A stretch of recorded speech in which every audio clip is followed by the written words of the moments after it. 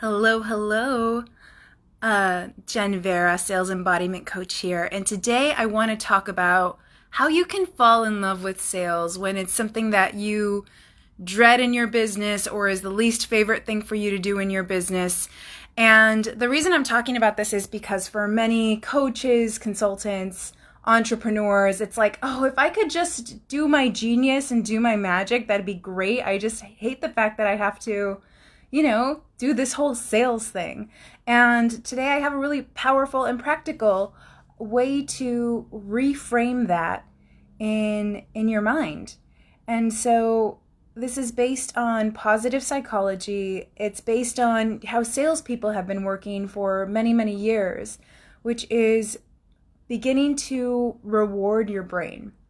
Reward your brain for engaging in certain activities. And so here's the deal. Most of the time, we as human beings tend to get frustrated when we feel as though we are not getting results in a certain area.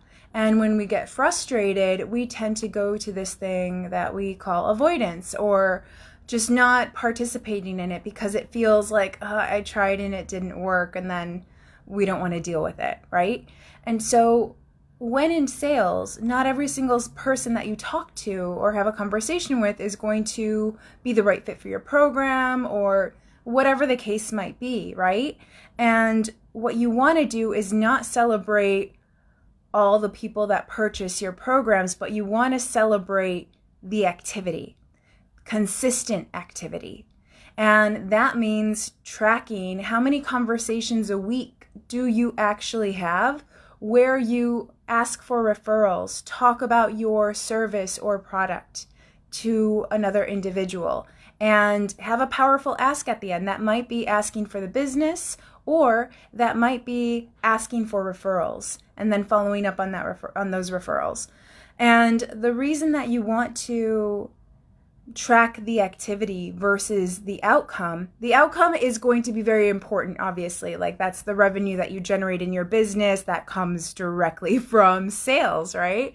However, what you want to do is you want to focus on the activities. And the reason that you want to focus on the activities is because that is something that is within your control, right?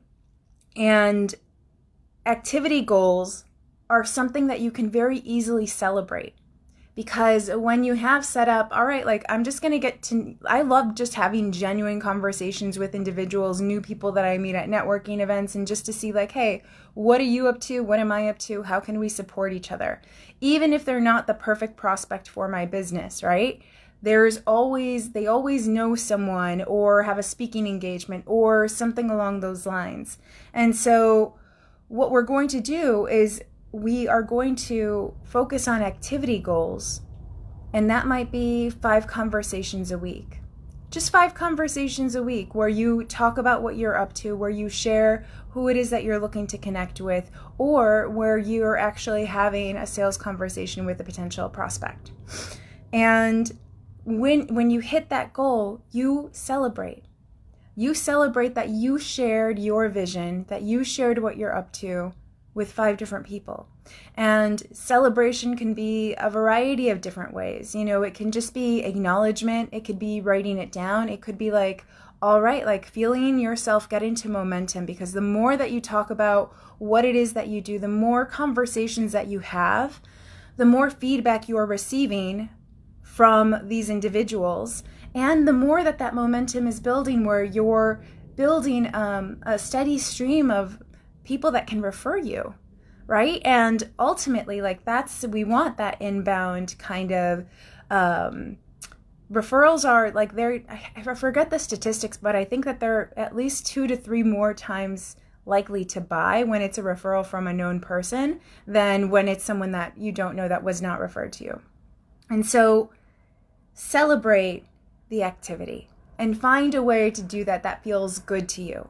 Whether that is taking yourself to a spa, whether that's, like making yourself a nice dinner or going out to dinner, like find a way to celebrate consistently that feels good to you, that's self-nourishing, and that you can really enjoy. And Track those numbers and don't see it as, okay, if I didn't book revenue, per conversation as a negative thing. See it as just constant progress, because reframing it as progress versus as failing is going to change your relationship with sales.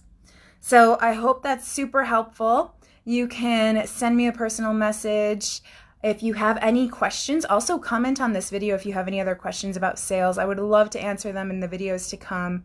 Hope you're having a fantastic Monday, and I encourage you, take action today and map out what that goal, what that activity goal is going to look like for your business this week, and celebrate yourself for making it happen. All right, bye.